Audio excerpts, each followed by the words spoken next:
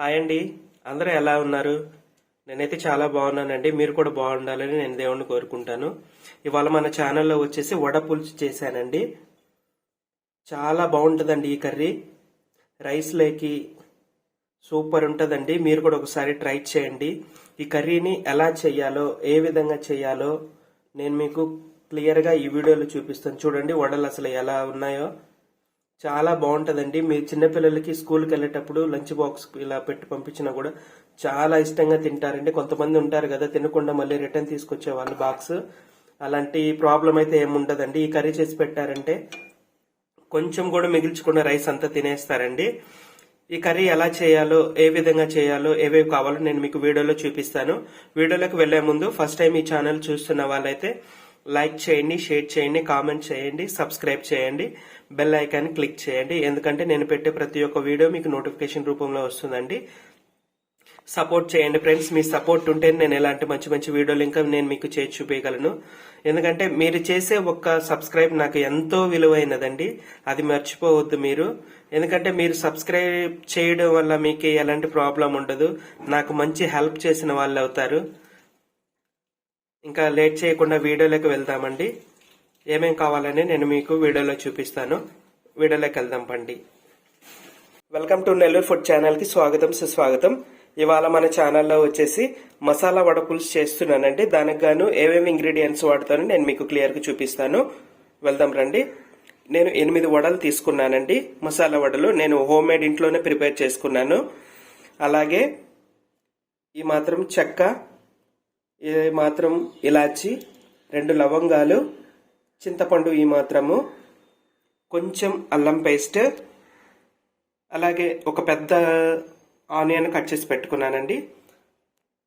అలాగే ఒక 3 medium size టమోటాలు ఇలా కచ్చా పచ్చాగా నేను గ్రైండ్ చేసి పెట్టుకున్నాను. వంట ప్రాసెస్లోకి వెళ్దామండి. ఎలా చేస్తానో. ఇలా స్టవ్ ఆన్ చేసేసుకొని ప్యాన్ పెట్టుకొని ఒక 4 టేబుల్ స్పూన్ ఆయిల్ వేసుకుంటున్నానండి.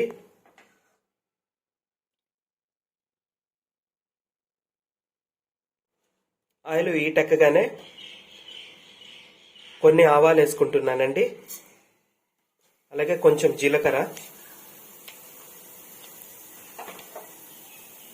ఇప్పుడు కట్ చేసి పెట్టుకున్న ఆనియన్స్ యాడ్ చేసుకుంటున్నానండి. ఇవి బాగా ఫ్రై చేసుకుందామండి, కొంచెం కలర్ మారేంత వరకు.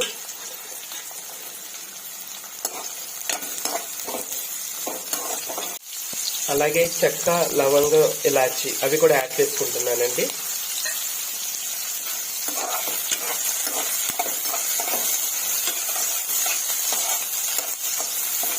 చూడండి, ఈ మాత్రం ఆనియన్స్ ఫ్రై అయిన తర్వాత కొంచెం అల్లం పేస్ట్ వేసుకుందామండి. కొంచెం అంటే కొంచెం వేసేసుకొని ఒకసారి కలిపేసుకుందామండి. అల్లం పేస్ట్ పచ్చి వాసన పోయేంత వరకు ఫ్రై చేసుకుందాము. ఈ మాత్రం అల్లం పేస్ట్ ఫ్రై అయిన తర్వాత మనం బరకగా గ్రైండ్ చేసి పెట్టుకున్న టమోటాలు యాడ్ చేసుకుంటున్నామండి. ఈ మాత్రం బరకగా ఉంటే చాలండి. మరీ మెత్తగా ఉంటే టేస్ట్ ఉండదు. ఈ మాత్రం బరకగా ఉంటేనే చాలా బాగుంటుంది. టమోటాలు కూడా కాసేపు మగ్గించుకుందామండి, ఆయిల్ కొంచెం సపరేట్ అయ్యేంత వరకు. చూడండి, ఈ మాత్రం ఆయిల్ ఫ్రై అయింది కదా, బాగా ఆయిల్ తేలుతూ ఉంది చూడండి. ఇప్పుడు మనం కరివేపాకు వేసుకుందామండి. అలాగే చిటికెడు పసుపు, ధనియాల పౌడర్ 1 టీ స్పూన్ అండి.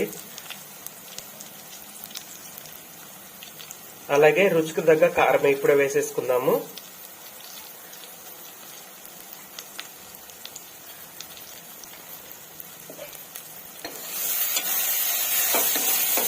ఇలా మిక్స్ చేసుకున్న తర్వాత ఇప్పుడు రుచికి తగ్గ సాల్ట్ కూడా వేసుకుందామండి. కొంచెం తక్కువగానే వేసుకోండి, కావాలంటే మళ్ళీ అయినా వేసుకోవచ్చు. ఎందుకంటే ముందే ఎక్కువ ఉప్పు పడిపోతే తినడానికి కష్టంగా ఉంటుంది. ఈ కర్రీ చాలా బాగుంటుందండి. మీరు ఒకసారి ట్రై చేయండి ఇంట్లో. మీకు ఎలా వచ్చిందో నా కామెంట్లో పెట్టండి, నేను చూస్తాను. చాలా చాలా బాగుంటుందండి. చాలా టేస్టీగా ఉంటుంది. ఇప్పుడు వాటర్ యాడ్ చేసుకుందామండి. ఒక పెద్ద గ్లాస్ నిండుగా వాటర్ యాడ్ చేసుకుంటున్నాను నేను.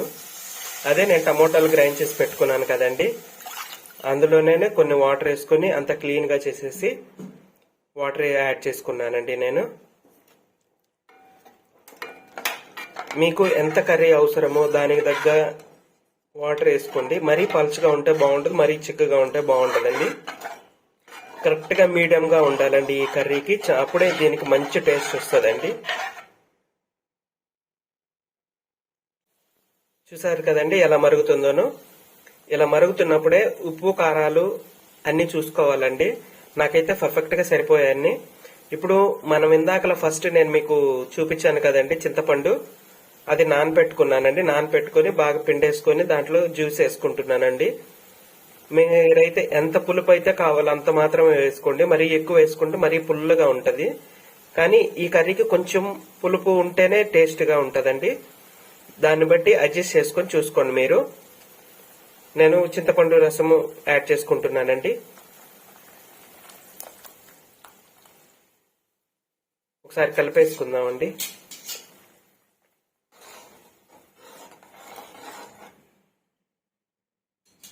చింతపండు పులుసు వేసిన తర్వాత ఒక 2 minutes తర్వాత చూపిస్తున్నానండి నేను మీకు. చూడండి ఎలా మరుగుతున్నాయో.